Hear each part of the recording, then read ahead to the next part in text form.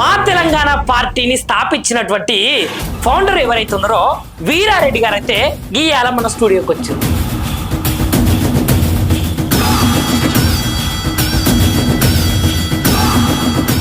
మా తెలంగాణ పార్టీ స్థాపించినప్పుడు ఎట్లుండే, ఇప్పుడు ఉన్నటువంటి పరిస్థితి ఎట్లుండే సార్? బాగుపడుతుంది అనుకుంటా. ఓట్లు వాన్ కేసు కేసీఆర్ కేసు రాజశేఖర రెడ్డి 1,00,000 కోట్లు ఎట్లా కొట్టేసిండో నాకు కూడా కావాలి.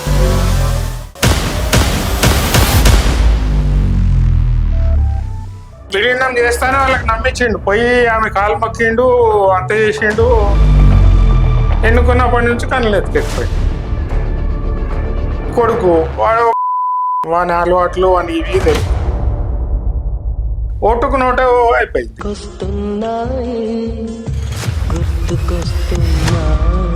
ఫ్రీ బస్సు పేరు మీదనైతే మహిళలందరికీ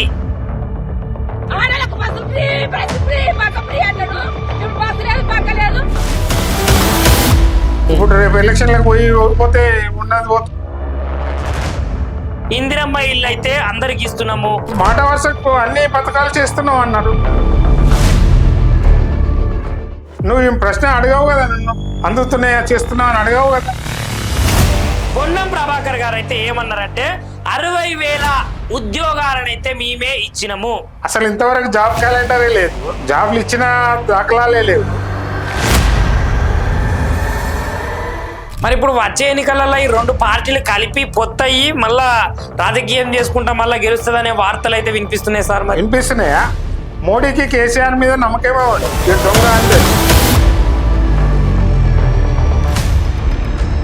ఎమ్మెల్యే ఎలక్షన్స్ వచ్చినా కూడా మరి బీఆర్ఎస్ పార్టీ గతి ఏమైతే సార్? ఈ పైసలు వంచుడు బంద్ అయితే నీకు ఓట్లు పడే. ఒక్కసారి కూడా మరి వీరారెడ్డి నువ్వు ఇంతగానో ఉద్యమం చేసినావు, నువ్వు ఇంత పోరాడినావు, మరి ఒకసారి నిన్ను కలుస్తా, నీతో మాట్లాడతా, మరి నువ్వు నా దగ్గర రా, లేదంటే నేను నీ దగ్గరకు వచ్చి మాట్లాడతా అనే ముచ్చట్లు ఏమైనా చేసుకున్నారా? హాస్పిటల్లో జాయిన్ అయినా నిరాహార దీక్ష చేసి.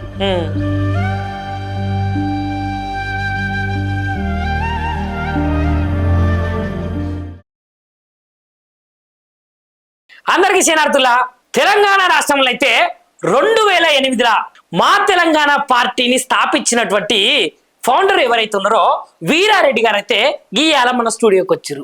మరి సార్ అయితే ఎన్నో డక్కా మొక్కలు తిని జైలు గోడలను సైతం ఇట్లాంటి జీవితాలను అనుభవించి జనాలకు ప్రతిరోజు నిరంతరం అందుబాటులో ఉండుకుంటా వాళ్ళకు చేదోడు వాదోడుగా వాళ్ళకి ఏదైనా సమస్య వస్తే ఆ సమస్యకు తానే ఎదురుండి వాళ్ళకు ఉన్నటువంటి సమస్యలను కడతీర్చినటువంటి నాయకుడు మన వీరారెడ్డి గారు. సో ఇయ్యాలనైతే వీరారెడ్డి సార్ మనతో ఉన్నారు, కానీ నేనైతే చెప్పుడు కాదు, మిగిలిన ముచ్చట్లన్నీ వీరారెడ్డి సార్ తోటి అడిగే మనమైతే తెలుసుకునే ప్రయత్నం అయితే చేద్దాములా. శనార్థి సార్ బాగున్నారా సార్?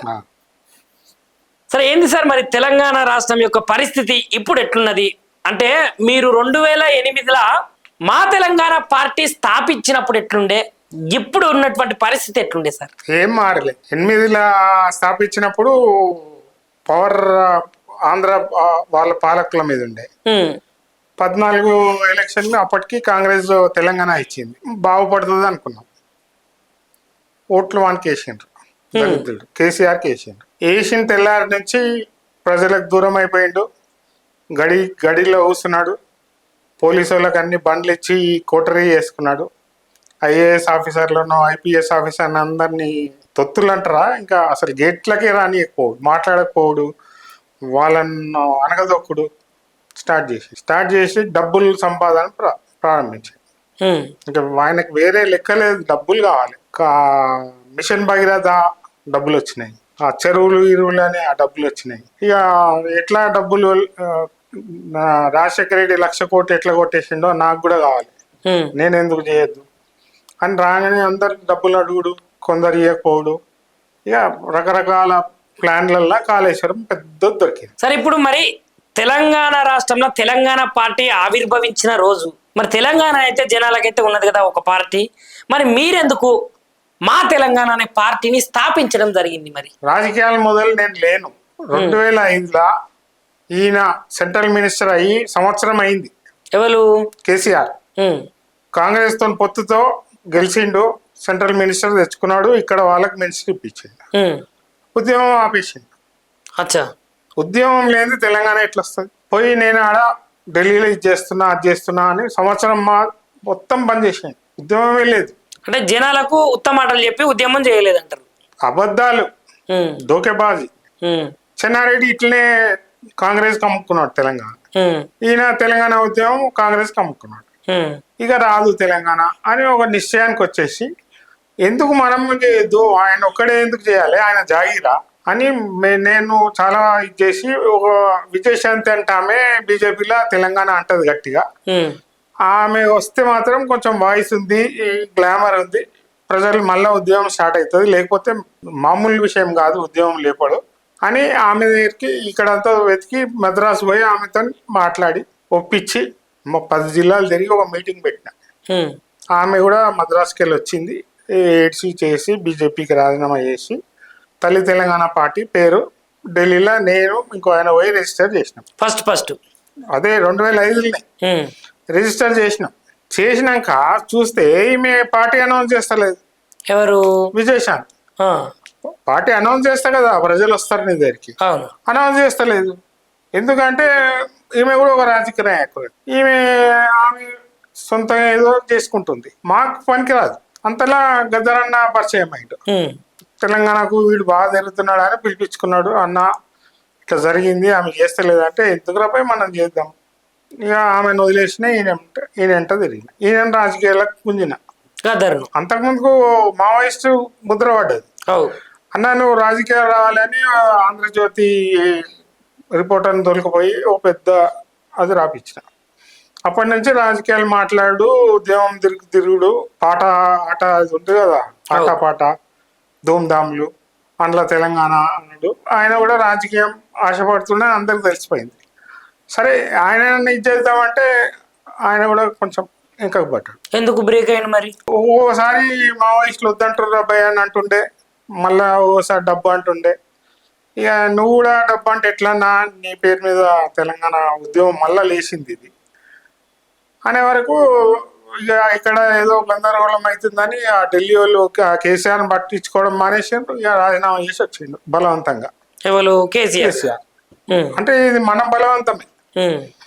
1 year పండుకున్న తెలంగాణని మళ్ళా లేపినాం. ఉద్యమం నా హిస్టరీ ఉంది కానీ చెప్పుకోలేదు. చెప్పుకుంటేందుకు నాకు లేకున్నా ఆమె కన్నా ఉండాలి కదా. విజయశాంతి 2005లో తల్లి తెలంగాణ పార్టీ పెట్టినప్పుడు ఎందుకు పెట్టినావు, దాని బ్యాక్ ఏంది, ఎవరెవరు తిరిగి చెప్పుకోవాలి కదా. ఎన్నడూ చెప్పదు. మీకు కూడా తెలుసు ఎన్నడూ ఎందుకు పెట్టినావు, ఉద్యమం ఎట్లా స్టార్ట్ చేసినావు అని చెప్పదు. నేను కష్టపడ్డా అంటది. అది ఏందో అర్థమే కాదు. ఇప్పుడు నువ్వు ఎందుకు వచ్చినావు, ఉద్యమం మానేసిన ఉద్యమం మళ్ళీ స్టార్ట్ చేసినావు, అప్పుడు నీకు కూడా పేరు రావాలి కదా. రాలే, చెప్పుకోలేమే.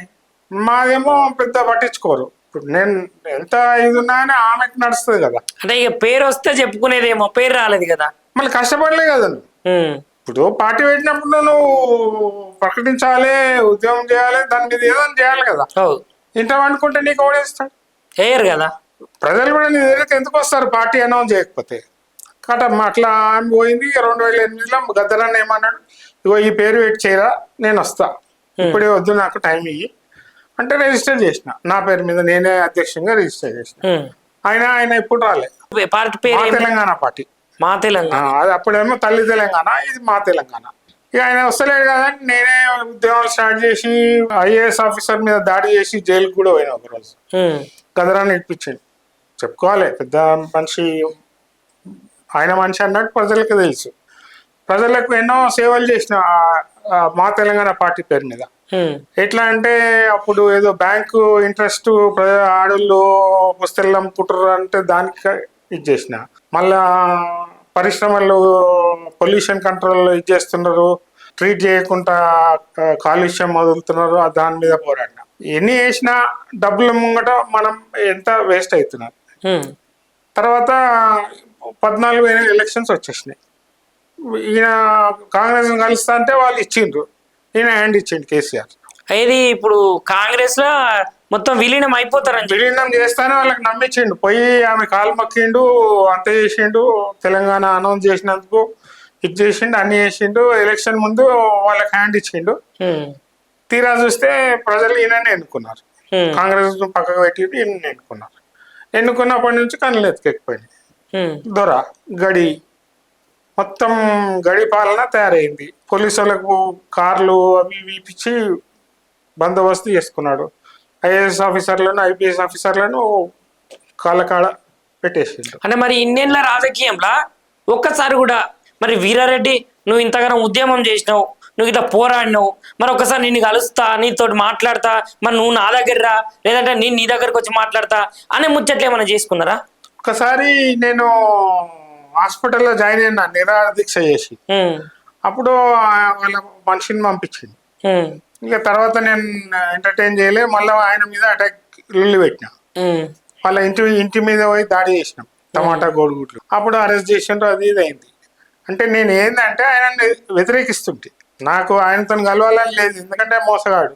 మనం ఎందుకు చెడు కావాలి వాళ్ళకి చేస్తే రాని, లేకపోతే లేదు రాజకీయం, కానీ మోసం ఎందుకు ప్రజలకు ఉమ్, అని ఆయన ఎప్పుడు కలవలే. ఏ పార్టీ కాంగ్రెస్లోకి పోలే, బీజేపీకి పోలే, ఎక్కడ పోలే. నేను ప్రయత్నం చేసుకుంటా ఉన్నా. అప్పటి నుంచి 2014లో ఆయన మీద పోటీ చేసిన, ఉమ్, ఏది గజ్వెల్లో.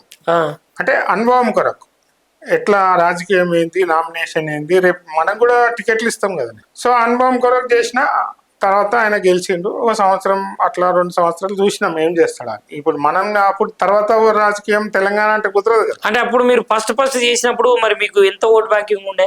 ఓటు బ్యాంక్ ఎందుకు ఉంటది? ఉద్యమంలో అందరం ఎంబడి తిరుగుతుంటే, మా ఎంబడి వాళ్ళు వస్తుంటే వాళ్ళ ఎంబడి మేము పోతాం. అంటే ఇప్పుడు మా తెలంగాణ పార్టీ వ్యవస్థాపకులు కదా మీరు, మరి మీ వెనక ఎంతమంది బలగం ఉండేది, ఎంతమంది జనం ఉండేది, అప్పుడు ఎంతమంది ఉద్యమకారులు? డబ్బులు పెడితే మీటింగ్లకు ఎంతమంది అని వస్తుంటారు. ఉమ్. మేము గజరనకు పెద్ద సభ చేయించిన అటు మహబూబ్నగర్లో.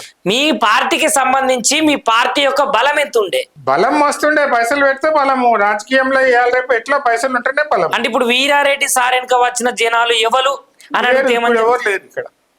ఇప్పుడు డబ్బులు పెట్టాలి, ఆఫీస్ నడపాలి, వాళ్ళ ఖర్చులకు ఇవ్వాలి. ఇవన్నీ ఇప్పుడు రాజకీయం పైసలు డబ్బుల మయం అయిపోయింది, ఓటుకు నోటు అయిపోయింది. అంటే ఇప్పుడు వీరారెడ్డి దగ్గర పైసలు ఏం లేవా మరి? ఉన్నాయి, ఎంత పెడితే ఏమవుతుంది? ఆ లక్షల కోట్ల ముంగట మన పైసలు ఏం సరిపోతాయి? సో రాజకీయం అంటే పైసలు అయిపోయినాయి. పైసలు ఉంటే రాజకీయం. మళ్ళా ఓటుకు పైసలు, నోటు ఇచ్చి పైసలు మనం ఓటు చేయించుకున్నాం, మళ్ళీ ఆ పైసలు సంపాదించాలంటే మళ్ళీ అవినీతి చేయాలి కదా. మళ్ళీ ఆ పని అయితే జరగదు కదా మనతో. కాంగ్రెస్ వాళ్ళు ఇప్పుడు సంపాదించుకుంటున్నారు, ఖర్చు పెట్టిండ్రు, సంపాదించుకుంటున్నారు. ప్రజలకు ఏం చేస్తారు? ఇప్పుడు వీరారెడ్డి గారు మళ్ళీ వేరే రాజకీయ పార్టీలకు చేరే అవకాశాలు ఉన్నాయా, లేదంటే ఇదే పార్టీలో కొనసాగుతారా, సామాన్య వ్యక్తి లాగానే ఉంటారా? 2008 నుంచి నేను ఏ పార్టీకి పోలేదు. ఎందుకు పోతా, ఇప్పుడు ఎందుకు పోతా? నాకు ప్రజలు ఈ ఓటుకు నోటు మానేస్తే గానీ మనలాంటి రాజకీయ నాయకులు ఎదగలుగుతారు, లేకపోతే వేస్ట్ అయ్యి. అంటే ఇప్పుడు రాజకీయం అంటే కేవలం పైసలతోటేనా? మరి పైసలే కోట్లు 70 కోట్లు 50 కోట్లు పెడుతున్నాడు ఎమ్మెల్యేకి. అరే ఏం కోట్లు అంటే ఏంది? మళ్ళీ సంపాదించుకోవాలంటే ఎంత అవినీతి చేయాలి? అని ఇప్పుడు కామారెడ్డిలో కాటిపల్లి వెంకటరమణారెడ్డి గారు అయితే ఇద్దరు సీఎంల మీద గెలిచిన, అంటే మాజీ సీఎం, ఇప్పుడు ప్రజెంట్ సీఎం. మరి అప్పుడు పైసలు ఏమైనా పని చేసినాయి? ఆయన పలుకుబడి పరపతి పని చేసిందా? 150 దాంట్లో ఒక్కటి అడిగితే దానికి సమాధానం ఎట్లా తెలుస్తుంది? అక్కడ పరిస్థితులు, ఆ లోకల్ పరిస్థితులు బట్టి ఉంటాయి అవి. సో దాన్ని పట్టుకొని మనం ఎగ్జాంపుల్ చేయలేము. మొత్తం ఆన్ ద హోల్ సిస్టమ్ అది ఉంటుంది. ఒక్కొక్కడు అన్ని ఖర్చు పెట్టిండు ఎమ్మెల్యేలు, పెట్టినా అక్కడ ఓడిపోయినరు. ముక్కుటూ ముస్లిమ్స్ ప్లస్ సెటిలర్స్ ఓటేసినందుకు కొన్ని బీఆర్ఎస్కి వచ్చినాయి, లేకపోతే 5 కూడా లేకపోతే టోటల్గా ఎగిరిపోతుండే వాళ్ళు. సార్ మరి ఇప్పుడున్నటువంటి ఈ కాంగ్రెస్ పార్టీనే కావచ్చు, బీఆర్ఎస్ పార్టీనే కావచ్చు, బీజేపీ పార్టీనే కావచ్చు, మనం తీసుకుంటే ఇప్పుడు ప్రజా పరిపాలన చేస్తున్నాము, ప్రజలకు మేలు చేస్తున్నాము, ప్రజలు సుభిక్షంగా ఉంటున్నారు అని అంటున్నటువంటి కాంగ్రెస్ పార్టీ గురించి మీరేం చెప్పదలుచుకున్నారు? మరి వాళ్ళ డబ్బులేడునే ఇప్పుడు అవినీతి చేసి ఢిల్లీకి పంపాలి, లేకపోతే ఈయన సీట్ను పీకేస్తారు. మొన్న 3 రోజులు కూర్చోబెట్టుకున్నారు. ఈయన ప్రామిస్ చేసింది ఇస్తలేడని, ఇస్తావా సస్తావా, ఉత్తమ్ కుమార్ రెడ్డిని పిలిచిండ్రు, ఆయనకి ఇవ్వాలన్నా అని బెదిరించిండ్రు. ఇప్పుడు ఆయనకు వాళ్ళకి సప్లై చేసుడే సరిపోయింది మనకి. ఇంకా ఈడ ఏం చేస్తాడు? ఈడ అవినీతి చేసి సంపాదించి వాళ్ళకి పంపుతానే కదా పైసలు వాళ్ళకి అంతాయి. మరి అవినీతి చేసిన ప్రభుత్వం అయితే మరి జనాలందరూ కలిసి ఎందుకు ఎన్నుకుంటారు మరి ఆయనను? ఎన్నుకున్నప్పుడు తెలుస్తుంది ఆడ ఈడ ఇన్ని కష్టాలు ఉంటాయని. ఎన్నుకున్నప్పుడు ఎన్నుకున్నారు. ఆయన చేసే కథలకు ఆ దొర ఆడ వండుకొని రాజ్యం వెళ్తా అంటే 5 సార్లు 4 సార్లు ఎమ్మెల్యే అయినాం, నీకు సోయలేదా? ఒకసారి ముఖ్యమంత్రి అయితే ప్రజలకు ఎంత సేవ చేయాలి, ఎంత దగ్గర ఉంటే నిన్ను మళ్ళీ ఎన్నుకుంటారు. దొంగలేక 18ల కాళేశ్వరం నీళ్ళు ఇప్పిస్తానే నువ్వు గెలిచినావు, లేకపోతే నిన్నోడు గెలుస్తుంటే నువ్వు చేసేది లంక పనులకు ఓడి ఇది చేస్తుంటే కాళేశ్వరం అబద్ధాలు చెప్పి ప్రజల దగ్గర ఓట్లు దండించుకున్నావు, మళ్ళీ పైసలు ఖర్చు పెట్టినావు, గెలిచినావు. అప్పుడు కాంగ్రెస్ దగ్గర పైసలు లేవు, బీజేపీకి ఏమో ఇంట్రెస్ట్ లేదు తెలంగాణ మీద, నువ్వే మళ్ళీ 18లో గెలిచినావు. ఇక మళ్ళీ అదే దొరతనం 24 దాకా నడుతుంది. అందులో కాళేశ్వరము, మిషన్ భగీరథ, కుంటలు చెరువులు అని అది ఇట్లా ఇష్టం వచ్చినట్టు దండుకున్నావు. ప్రజలకు మేలు చేయాలని ఏమైనా ట్రై చేసినావా? అని ఇప్పుడు ప్రజలకు మేలు చేసిన ప్రభుత్వం ఏదైనా ఉన్నదంటే అది కాంగ్రెస్ ప్రభుత్వమేనట. ఎందుకంటే ఇది కూడా కాదబ్బా, రైతులు బాగుపడ్డారు, రైతు భరోసా కానీ, ఇందిరమ్మ ఇళ్ల పథకమే కానీ, దాని తర్వాత స్త్రీల కోసం పెట్టినటువంటి బస్సే కానీ, కొత్త రేషన్ కార్డులే కానీ, పింఛన్లే కానీ, సన్న బియ్యం కాడికెళ్ళి అన్ని చేస్తున్నది కాంగ్రెస్ పార్టీనే అని అయితే వాళ్ళు అంటున్నారు. కేసీఆర్ ఏమో రైతులు ఒక్కటే పట్టుకొని రైతు బంధు ఇచ్చేసి నేను అంత చేసినా ఇంత చేసినా అని చెప్పుకున్నాడు. అది కూడా పైసలు ఇస్తే వాళ్ళు తాగి తింటాడు, నిజంగా వాడినరా లేదా అసలు తెలియదు. అదొకటి. ఈ ప్రభుత్వం పథకాలు అన్నది, పైసలు లేనప్పుడు ఇన్ని పథకాలు ఏడిస్తున్నారు. ఇస్తుంది కొంచెం ఏదో ఇచ్చి అన్నట్టు ఇస్తుంది, చెప్పుకోనికే సభలలో చెప్పుకుంటున్నది ఇస్తున్నామని. నిజంగా అందుతున్నాయి ఆ ప్రజలకి. ఇందిరమ్మ ఇల్లు అంటే నువ్వు ఇందిరమ్మ ఇల్లు, ఇప్పుడు ఆయన కూడా ఇల్లు ఇల్లు అని మోసం చేసిండు, నువ్వు ఏడగట్టినావు, పేరుకి చెప్తున్నావు ఇందిరమ్మ ఇల్లు అని, ఏడగట్టినావు.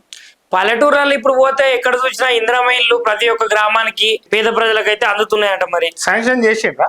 శాంక్షన్ చేసి వాళ్ళే ఇటుకలు ఇసుకలు దాని తర్వాత 4 టన్నుల 20 టన్నుల మొత్తం ఇసుక మొత్తం వాళ్ళే సప్లై చేసుకుంటా, దాని తర్వాత పునాది లేపిన తర్వాత కొంత ఇస్తాము, 5 లక్షలు సొంత ఇల్లు, వాళ్ళ ఎంతవరకు అయితే పరిమితి ఉంటుందో ఇన్ని స్క్వేర్ ఫీట్ ఆడలా ఈ ఇల్లు కట్టుకోవాలి అని కొన్ని నియమ నిబంధనలు అయితే పెట్టిరట.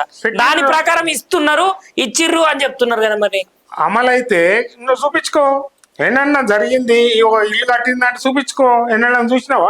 ఎందుకు ఇప్పుడు గిరిజనులకు, దాని తర్వాత ఇక్కడ ఉన్న బడుగు బలహీన వర్గాల ప్రజలకు, ఊర్లలో చూసుకుంటే పేద ప్రజలకు ప్రతి ఒక్కరికి డబుల్ బెడ్రూమ్ ఫ్లాట్ అంటే డబుల్ బెడ్రూమ్ 2 పడకల గది అయితే వాళ్ళ యొక్క కళ సాకారం చేసే దిశగానైతే ఇందిరమ్మ ఇండ్ల పథకం అయితే పోతున్నదని వాళ్ళు చెప్తున్నారు. అరే పైసలు లేనప్పుడు ఇవన్నీ ఏడా మాటల వరకే ఉన్నాయి, నువ్వు ఏడగట్టినావు చూపెట్టు.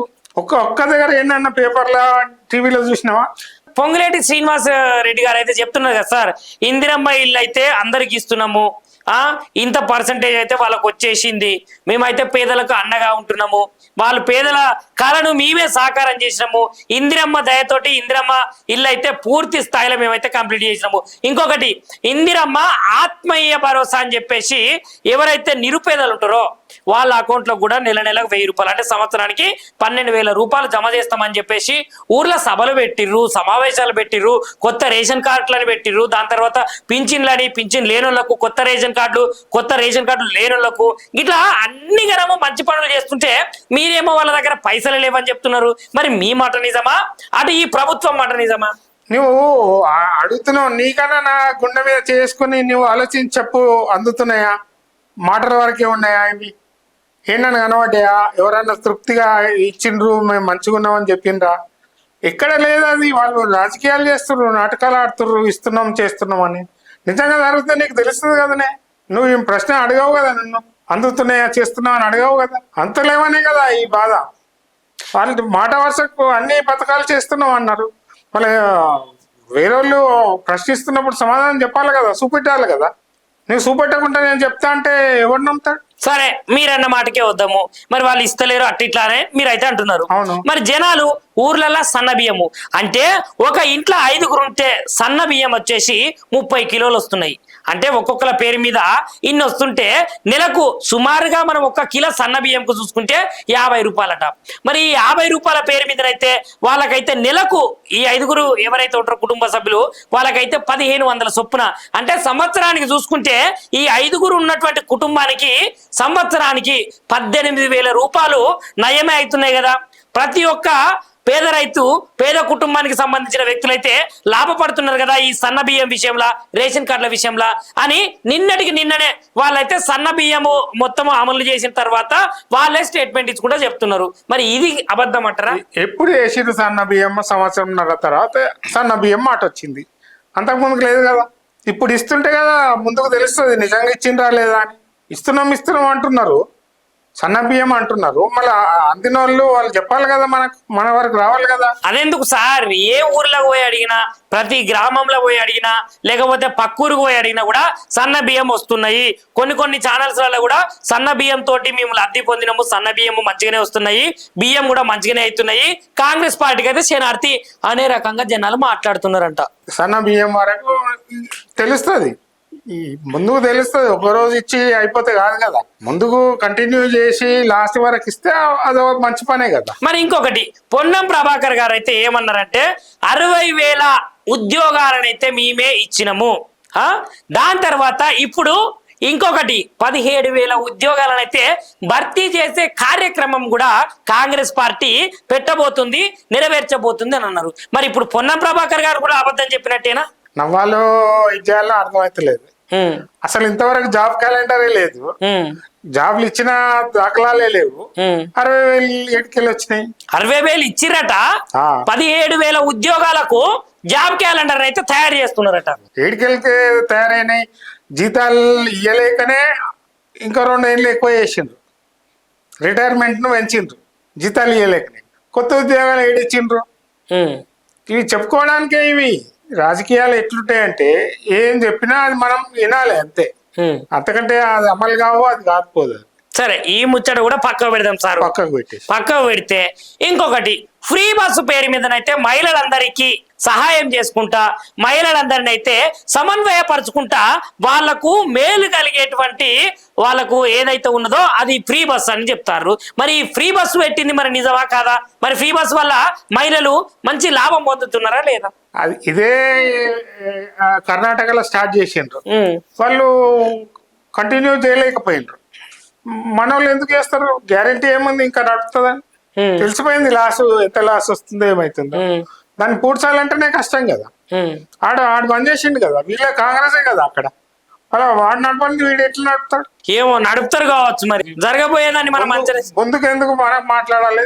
ఇప్పుడైతే నడుస్తుంది, నడవని ముందుకు నడిస్తే మంచిదే, ఆడోళ్ళకి మంచి చేసినట్టే కదా. సరే, ఇది కూడా ఒకసారి పక్కకు పెడితే సార్, ఇంకా ఈ కాంగ్రెస్ పార్టీ వల్ల జనాలైతే ఊర్లలో చాలా లబ్ధి పొందుతున్నారంట. ఎందుకంటే ఎరువుల విషయంలోనే కావచ్చు, పింఛన్ల విషయంలోనే కావచ్చు, పెండింగ్ లో ఉన్నటువంటి బిల్లుల విషయంలోనే కావచ్చు, ప్రతి ఒక్కటి చేస్తుంది ఈ కాంగ్రెస్ ప్రభుత్వమే అని అయితే వాళ్ళు చెప్పుకుంటూ వస్తారు. మరి పెండింగ్ లో బిల్లులు 10% కమిషన్ తీసుకొని ఇస్తున్నారు. అది డబ్బు ఉన్నోడు పైసలు కడితే వస్తాయి, 10% కడితేనే పైసలు వస్తాయి. ఉన్నోడు కడుతుంటే లేనోడు డీలే అవుతున్నా. దాని మీద నువ్వు లాభం ఏదో గొప్ప చేస్తున్నా అంటే ఏం లాభం? కమిషన్ తీసుకుపోయి మళ్ళా ఢిల్లీలో పంచుకుంటున్నావు, నువ్వు తింటున్నావు, మీరే తింటుండ్రు. మళ్ళీ పెండింగ్ బిల్లు చేసి నువ్వేం గొప్ప పని చేసినావా?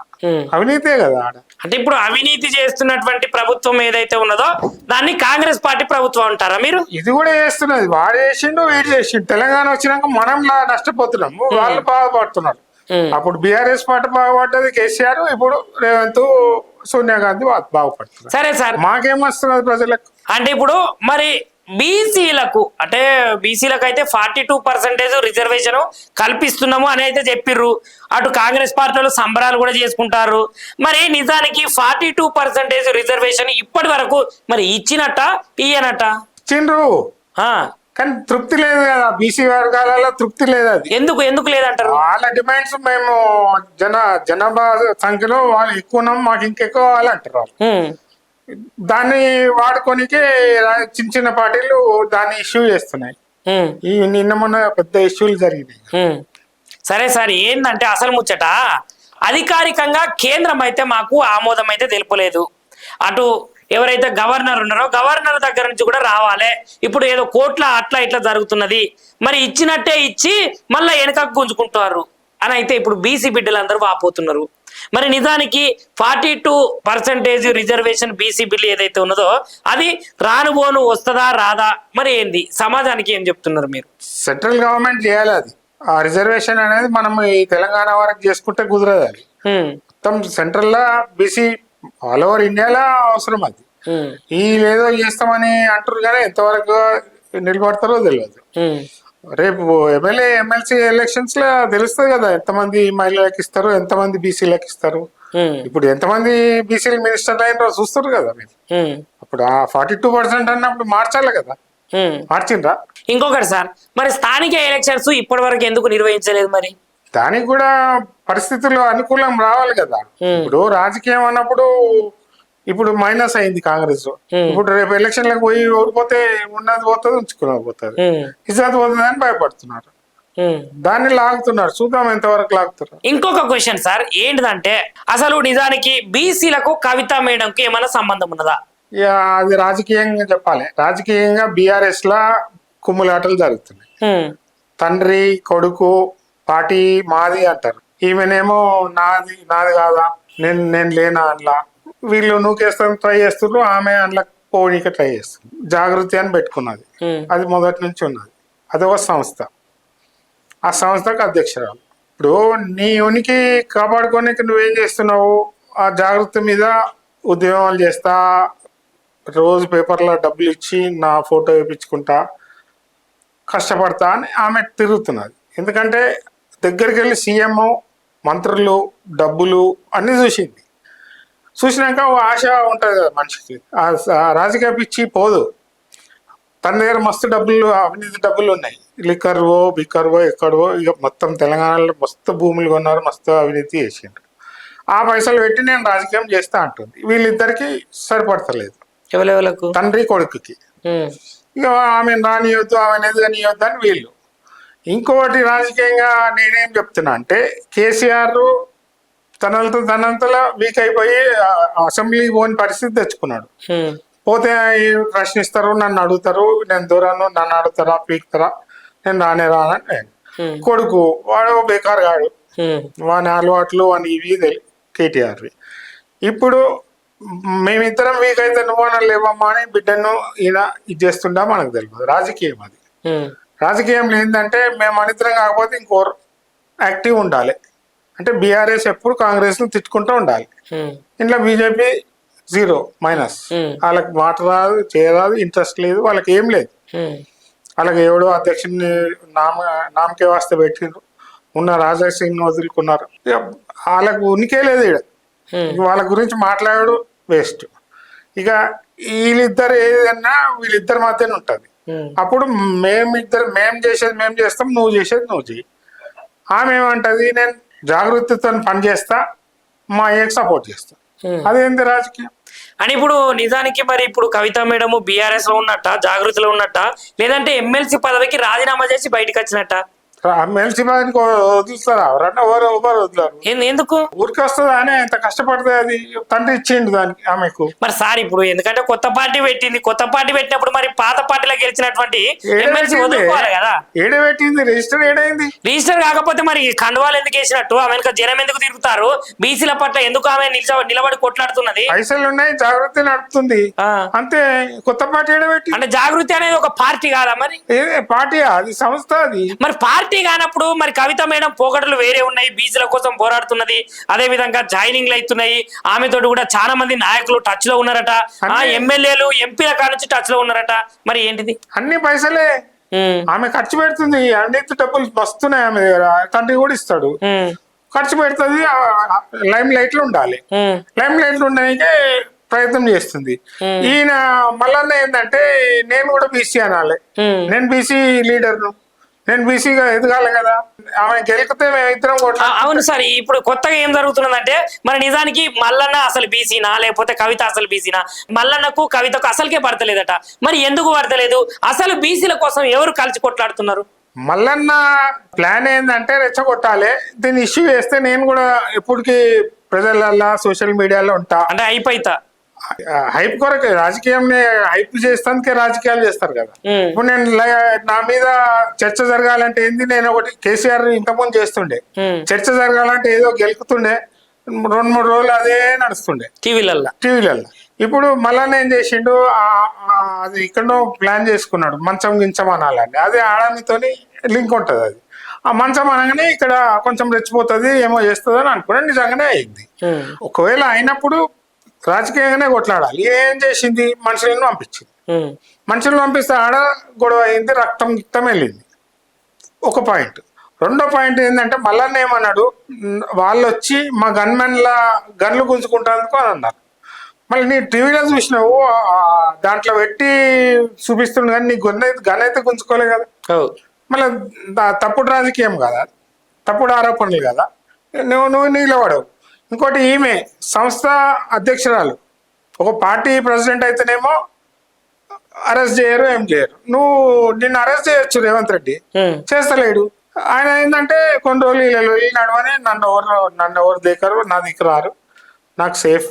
ఆమెను కూడా కొంచెం పెడితే బీఆర్ఎస్ లో కన్ఫ్యూజన్ ఉంటుంది, ఆయన కూడా మంచిగా సపోర్ట్ చేస్తున్నారు. అదే ఇక వాళ్ళు పెట్టుకుని సైన్ అయిపోతా. సైన్ ఒకటి అది ఒకటి బ్రేక్ కావాలన్న ఆలోచన ఉంటుంది. నిజంగా బ్రేక్ అవుతుందా లేదో తెలియదు, కానీ ఆలాలు కొట్లాడేది ప్రజలకు ఆనందం కల్పించాలి. అది రేవంత్ రెడ్డి ప్లాన్. సార్ మరి ఇంకా తెలంగాణ రాష్ట్రంలో ఉన్నటువంటి బీజేపీ పరిస్థితి, బీజేపీ గురించి మాట్లాడుకుంటే మరి బీజేపీకి అయితే తెలంగాణ రాష్ట్రానికి కొత్త చీఫ్ అయితే వచ్చిండు ఎన్ రామచంద్రరావు గారు. మరి రామచంద్రరావు గారి గురించి, అదేవిధంగా తెలంగాణ రాష్ట్రంలో ఉన్నటువంటి బీజేపీ గురించి మాట్లాడదలుచుకుంటే ఏమని మాట్లాడతారు? ఆ రామచంద్రరావు ఇంతకుముందు చేసిండు, ఇప్పుడు కూడా మళ్ళీ ఆయనే పెట్టిండు. ఆయన ఏం చేయగలుగుతాడు? ఆ పార్టీకే ఇంట్రెస్ట్ లేదు తెలంగాణలో పోటీ చేయాలి, గెలవాలి, ప్రచారం చేసుకోవాలని. ఆ ఉన్న రాజాసింగ్ ను వదులుకున్నారు. వాళ్ళకి గెలవాలని లేనప్పుడు చెత్త చెదారం అంతా కొన్ని రోజులు వచ్చిండ్రు వాళ్ళందరూ వెళ్ళిపోయిండ్రు. నీకు పార్టీకి ఉనికే లేదు. ఈడ మన బీజేపీ గురించి మనం మాట్లాడడం వేస్ట్. బీజేపీ బీఆర్ఎస్ అని ఏదో కాంగ్రెస్ వాళ్ళు అంటారు, ఆ బీజేపీకి అసలు బేసే లేదు ఇక్కడ. మరి ఇప్పుడు వచ్చే ఎన్నికలలో ఈ రెండు పార్టీలు కలిపి పొత్తయి మళ్ళా రాజకీయం చేసుకుంటా మళ్ళా గెలుస్తుందనే వార్తలు అయితే వినిపిస్తున్నాయి సార్. మరి వినిపిస్తున్నాయా? మోడీకి కేసీఆర్ మీద నమ్మకమే ఉండదు, ఈ దొంగ అని తెలుసు. మళ్ళీ ఈయన పొత్తు పెట్టుకుంటే వచ్చే 2-3 సీట్లు రావు. మళ్ళీ ఎందుకు పెట్టుకుంటుంది? ఆయన అది ఉంది కదా హిందూ అని, దాని మీద ట్రై చేసుకుంటాడు. హిందూ ఓట్లు పడతాయేమో, బీఆర్ఎస్ ని పెట్టుకుంటే ఉన్నాయి, నష్టం అవుతుంది. మళ్ళీ ఎందుకు పెట్టుకుంటాడు బీఆర్ఎస్ అని? ఇప్పుడు ఒకవేళ స్థానిక ఎలక్షన్లు వచ్చినా, లేదంటే ఇంకో 3.5 సంవత్సరాలు 2.5 సంవత్సరాల తర్వాత ఎమ్మెల్యే ఎలక్షన్స్ వచ్చినా కూడా మరి బీఆర్ఎస్ పార్టీ గతి ఏమైతే సార్? ఈ స్థానిక ఎన్నికలు అయితే అవుతాయి, అవి ఎవరు గెలిచిన ఎవరు రాకపోయినా పెద్ద నష్టం లేదు కాంగ్రెస్. అంటే మీరేమనుకుంటున్నారు? మరి ఏమంటున్నా, ఎవరికి వచ్చినా ఎవరు రాకున్నా పెద్ద కాంగ్రెస్ కు నష్టం లేదు. వచ్చే ఎమ్మెల్యే ఎలక్షన్ వరకు మోడీ ప్లాన్ ఏంటంటే 500 రూపాయలను మొత్తం తీసేయాలి మళ్ళా. ఎందుకంటే ఇవే పైసలు పంచి ఓట్లు వేసుకుంటున్నారు. ఈ పైసలు పంచుడు బంద్ అయితే నీకు ఓట్లు పడాయి, హిందూ దాని మీద నాకు వస్తాయి. మొత్తం దేశంలో 500 నోట్లు రిజర్వ్ బ్యాంక్ వెళ్ళిపోవాలని ప్లాన్ చేస్తున్నాడు. ఆ పరిస్థితిలో పైసలు పెట్టకుండా గెలిచే పార్టీ అధికారంలోకి రావాలని మా కోరిక. అట్లాంటిది మా తెలంగాణ పార్టీ ప్రయత్నం చేస్తుంది. సార్ ఇప్పుడు నిజానికి ఈ తెలంగాణ రాష్ట్రంలో ఉన్న యువతకి కానీ యువతులకే కానీ మీ గొంతుకలాగా మీరు కొత్తగా రాజకీయాల్లోకి వచ్చే వాళ్ళు చాలా మంది ఉన్నారు. ఎందుకంటే యువకుల చేతికి పార్టీ పగ్గాలు ఇవ్వాలి, యువకులు రాజకీయ నాయకులుగా ఎదగాలి, యువత చేతిలో ఖచ్చితంగా ఈ ఓటు అనే హక్కును ఉపయోగించి రాజకీయాల్లోకి రావాలి అనే వాళ్ళకైతే మీ గొంతుకగా మీరు ఏమని చెప్తారు మా ఛానల్ నుంచి? యువత ఒక్కసారి ఈ పార్టీలు డబ్బులు అలవాటు చేసింది. పార్టీ డబ్బులు అలవాటు చేసినప్పటి నుంచి యువత మొత్తం చెడిపోయింది. ఇప్పుడు ఫ్రెష్ యువత ఏదైతే వస్తుందో వాళ్లకు ఒక మంచి మెసేజ్ పోవాలి. ఏంటంటే అవినీతి జరగకుండా గెలిచిన పార్టీ ప్రజలకు సేవ చేస్తుంది. అవినీతి చేయకుండా, ఓటుకు నోటు ఇవ్వకుండా పార్టీ ఎలక్షన్లో నిలబడి గెలిచి ప్రజలకు సేవ చేస్తా ముందుకొచ్చే పార్టీకి యువత కూడా సపోర్ట్ చేయాలి, యువత కూడా పాల్గొనాలి ఎలక్షన్లో. అప్పుడు కానీ ప్రజలలో మంచి క్షేమం జరుగుతుంది, అన్ని వర్గాలకు సమానంగా డెవలప్మెంట్ వస్తుంది.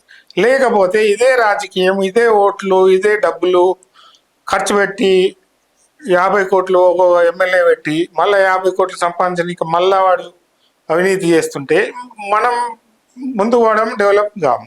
సో అట్లాంటి రాజకీయాలు ముందుకు కావద్దు అనేది మా తెలంగాణ పార్టీ కోరుతున్నారు. మంచి సార్. శనార్థి చూసిరు కదనులా వీరారెడ్డి సార్ అయితే ఏ విధంగా తెలంగాణ రాష్ట్రం యొక్క పరిస్థితుల గురించి, రాబోయే ఎలక్షన్స్లలో యువత ఏ విధంగా మెదిలాలనో అనే ముచ్చట్ల గురించి అయితే బాగా చెప్పింది కదా. ఇగో ఇట్లాంటి మంచి మనసులతోటి మంచి రాజకీయ నాయకులతో అయితే నేను మళ్ళొకసారి అయితే తప్పకుండా మీ ముంగలకైతే వత్తనులా. మరి ఉంటా. లైక్ చేయండి, షేర్ చేయండి, సబ్స్క్రైబ్ చేయండి. మరిన్ని వీడియోల కోసం బెల్ సింబల్ పై క్లిక్ చేయండి.